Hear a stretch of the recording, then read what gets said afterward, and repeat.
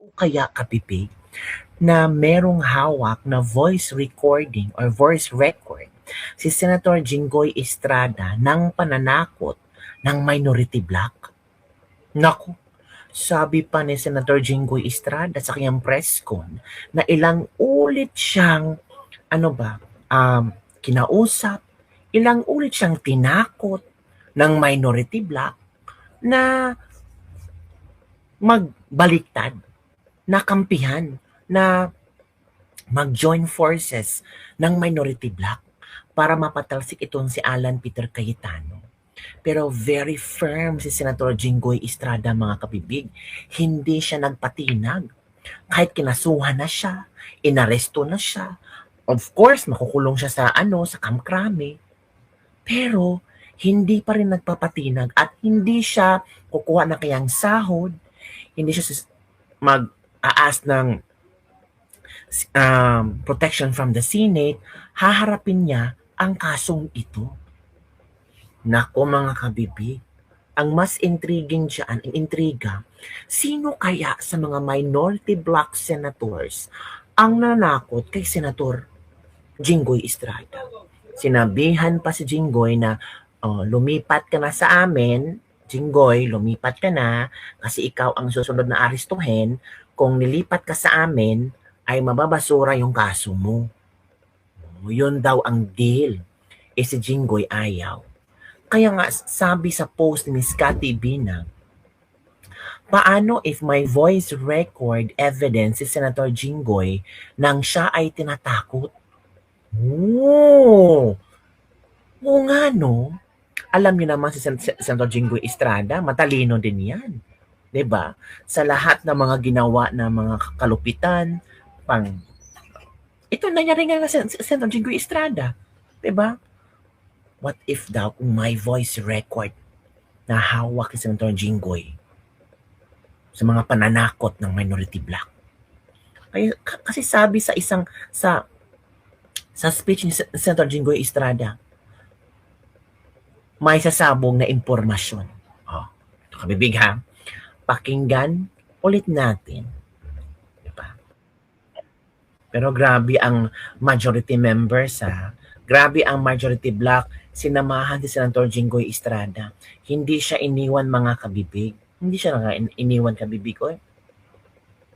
Yung iba kasi, feeling nila na ay wala na si Jinggoy, makakasuhan na yan or makulong na yan, iiwan na yan ng majority black. Hindi iniwan ng majority black ni Senator Jinggoy Estrada. So ito ang pasabog ni Senator Jinggoy Estrada tungkol sa ito. Ngayon ko lang po isa sa publiko ito. Alayan. Maraming beses po ako inalok na talikuran ang independent majority block. Kapalit ang pagbabasura sa aking kaso. Ngunit, hindi ko po ito tinanggap. Mas nanaig ang paninindigan ko na ako'y manatili sa hanay ng mga kasamahan ko sa independent majority block. I stand my ground. Ngayon kung tatanungin niyo kung sino sila, abangan ninyo ang susunod na kabanata. Ayan. Abangan ninyo ang susunod na kabanata kung sino itong mga senador na ilang beses siyang kinausap, ilang beses siyang inalok, ilang beses ba siyang tinakot. Nako. Kailangan ni Jinggoy na talikuran mo ang independent majority black, Jinggoy. Talikuran mo na yan. Kasi kung talikuran mo yan, yung kaso mo ibabasura. Nako po. Kung akala nyo hindi yan matalino si Jinggoy, may mga ebidensya. Kasi sinabi niya, ito yung last ni sinabi niya, Ito ha, ganyo. Sila, abangan ninyo. I stand my ground. Ngayon kung tatanungin niyo kung sino sila, abangan ninyo ang susunod na kabanata. Nako! Abangan natin sa susunod na kabanata kung sino-sino itong mga senator na nanakot, na sinabi si Jinggoy na mapasura yung kaso mo, Jinggoy, pag tatalikuran mo ang majority. Bakit takot ang minority? Yan na kabibig. Kung akala nyo mapapatahimik si Jinggoy Estrada, hindi talaga mapapatahimik nyo. 'Di ba? O, eto mga kabibig ha, kanina sa press ko ni Jinggoy Estrada, mga kabibig, Senator Jinggoy Estrada, nandun present ang majority black. Nakakahiya, no? Bilang minority, no? Tapos makikita mo yung kapwa senador mo na kinasuhan, makulong, tapos malaman mo na inalok pala ito at ginigipit, tinakot na mag-transfer o bumaliktad para maging maging member ng minority black. Grabe, no, itong mga minority senators, walang konsensya. So happy kayong nakulong si Jinggoy ngayon? Kasi sabi ni Pampilo Lacson, malapit nang bumalik sa amin ang posisyon. Paano mo nalaman, Pampilo Lacson? 'Di ba? Uy, grabe ang mga senador sa minority, mga walang konsensya. Okay lang sa kanila may makulong, 'di ba? Nakapwa senador. Ito kabibig, oh. Ignorin natin ha. Especially for my family. I will not be broken by accusations. Nor Sinamahan. will I yield to political pressure. I will meet these charges head on, defend my honor to due process, and place my faith to the truth. I will be proceeding now. Sinamahan talaga, oh, ng majority black sa Jinggoy Estrada. Ayan. Diba? Sinamahan talaga. Hindi pinabayaan.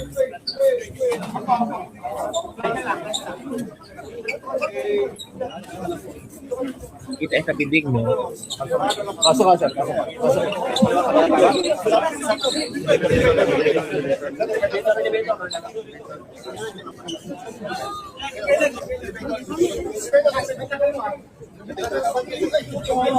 SP, how will this affect the majority, SP? How will this affect the majority? Kasuhin muna namin si Senator. Yan ang dapat.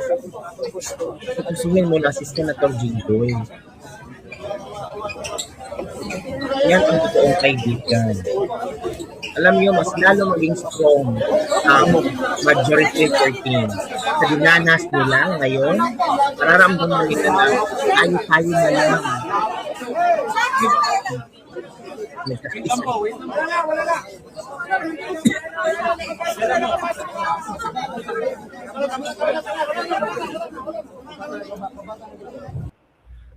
Maisip na minority black, majority black ngayon ba? Tayo-tayo na lang ang tutulungan. Tayo-tayo na lang ang mga totoong senador na ipinaglalaban ang katotohanan.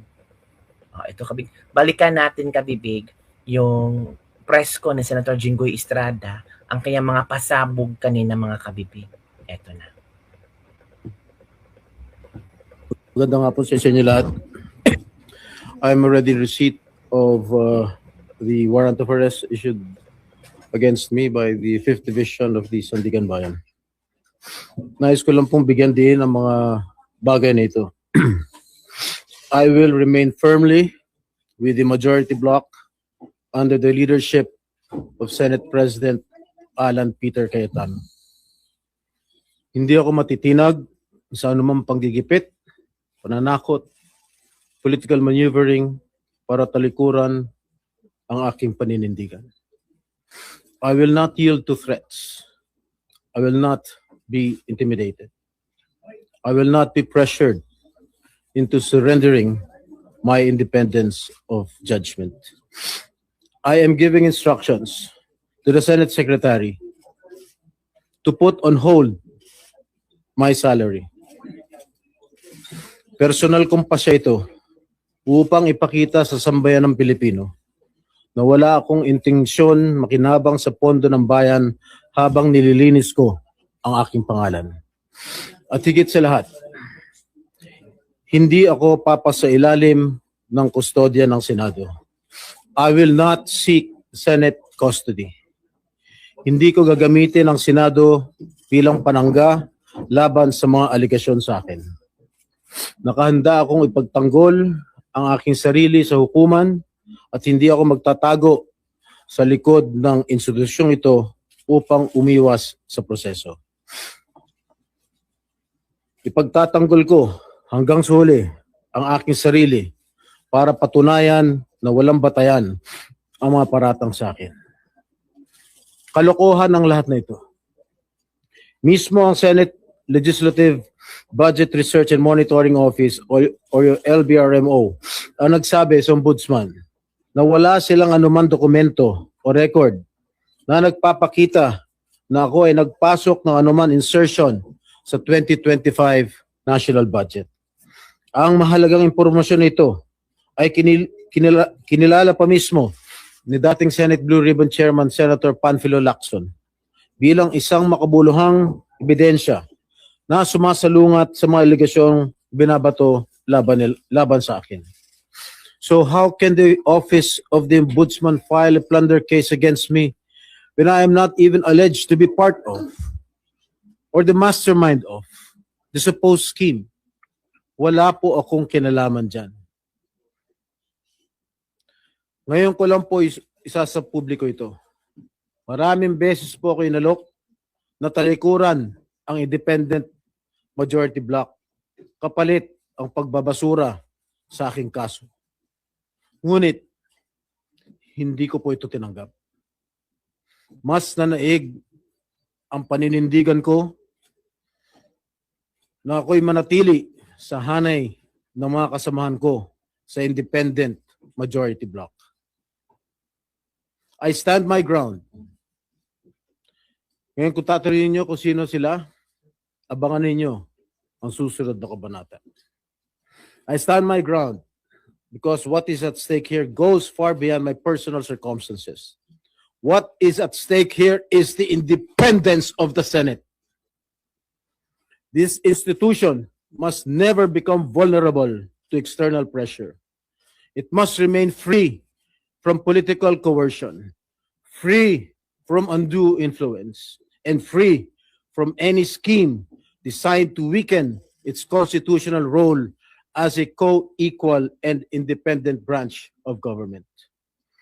If this is the price I must pay for the decisions I have made and the principles I have chosen to uphold, then I am prepared to face the consequences, however difficult they may be, especially for my family. I will not be broken by accusations, nor will I yield to political pressure.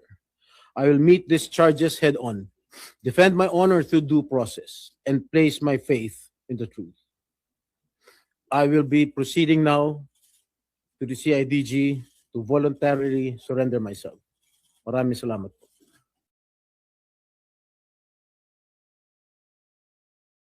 So, yun po kabibig.